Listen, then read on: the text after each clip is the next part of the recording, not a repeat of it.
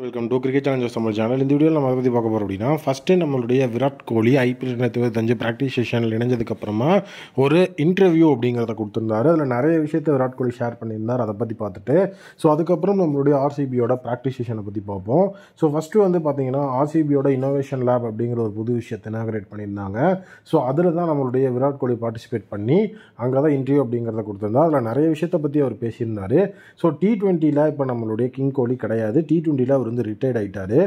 T20 world கப்பை win பண்ணதோட Virat Kohli வந்து T20 ஃபார்மெட்லேருந்து retirement announce பண்ணதுக்கப்புறமா என்ன கேட்டாங்க அப்படின்னா, இப்போ ஒலிம்பிக்ஸ் அப்படிங்கிற ஒரு விஷயம் வருது. ஒலிம்பிக்ஸ் வந்து T20 ஃபார்மெட்டில் தான் இருக்குங்கிற மாதிரி சொல்கிறாங்க. அப்போ T20 ஃபார்மெட்டில் ஒலிம்பிக்ஸ் அப்படின்னா கண்டிப்பாக டீம் இந்தியாவும் அதில் இருக்க போகிறாங்க.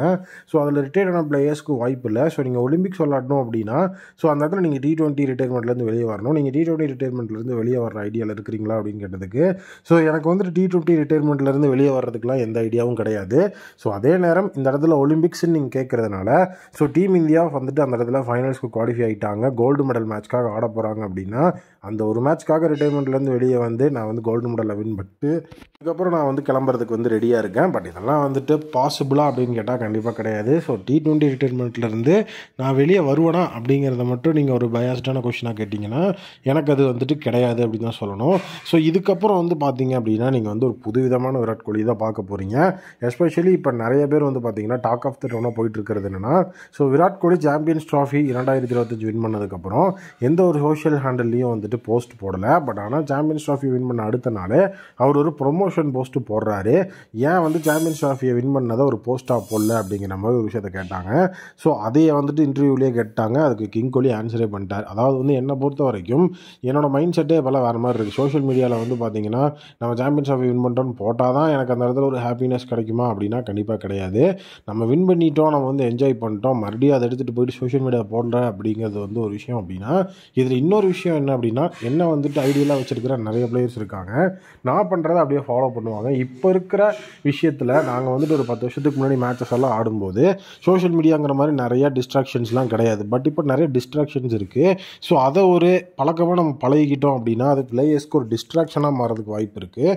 அந்த மாதிரி டிஸ்ட்ராக்ஷனுக்குள்ளே என்னோட அந்த பிளேயர்ஸை கொண்டு போகிறதுக்கு நான் ரெடியாக இல்லை. இதுக்கப்புறம் வந்து பார்த்தீங்க அப்படின்னா என்னை கொஞ்சம் கொஞ்சமாக நீங்கள் கிரிக்கெட்டில் இருந்து அப்படியே வந்துட்டு மறைக்கிற மாதிரி நான் வந்துட்டு ஆட ஆரம்பிப்பேன். டோட்டலாக என்னோடய ஃபார்ம்லாம் கிளாஸாக தான் இருக்கும். பட் இதுக்கப்புறம் எனக்கிட்ட வந்து ஒரு ஆஸ்திரேலியா டூருக்கு போய் விளையாடுற அளவுக்கு எனக்குள்ள ஒரு ஆஸ்திரேலியா டூர் அப்படிங்கிறதெல்லாம் ஒளிஞ்சிருக்கான்னு கேட்டால் கண்டிப்பாக கிடையாது.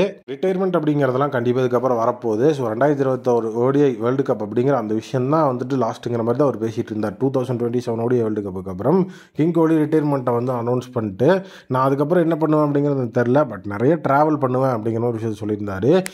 கிங் கோலியோட அந்த ஒரு மிகப்பெரிய கோல்டன் பீரியட் அப்படிங்கிறது வந்து கொஞ்சம் கொஞ்சமாக முடிவுக்கு வரப்போகுது அப்படிங்கிறது தான் உண்மை. நெக்ஸ்ட் வந்து பார்த்தீங்க அப்படின்னா ப்ராக்டிஸ் செஷனை பார்ப்போம். ப்ராக்டிஸ் செஷனை பொறுத்த வரைக்கும் புவி, விராட் கோலி, அதுக்கப்புறம் வந்து பார்த்தீங்க அப்படின்னா நம்பர் ஆஃப் பிளேயர்ஸ் வந்துட்டு இருந்திருந்தாங்க. ரஜத் படிட்டரும் விராட் கோலியும் வந்து பார்த்தீங்கன்னா அதிக நேரம் வந்து பயிற்சியில் ஈடுபட்டிருந்தாங்க பவுலிங்கில். புவியோட ஸ்விங் அப்படிங்கிற அந்த ஒரு விஷயத்தை வந்துட்டு எக்ஸ்ட்ராடினரியாக போட சொல்லி விராட் கோலி வாலண்டியராக நெட் ப்ராக்டிஸ் செஷனில் இருந்திருக்கிறாரு. ரொம்ப வந்து நீட்டான ஒரு ப்ராக்டிஸ் செஷனாக தான் இருந்தது. காரணம் என்ன அப்படின்னு வந்து பார்த்தீங்க அப்படின்னா ரொம்ப எஃபெக்டிவான பிளேயர்ஸ் அப்படிங்கிறது வந்துட்டு அங்கே இருக்கிறாங்க.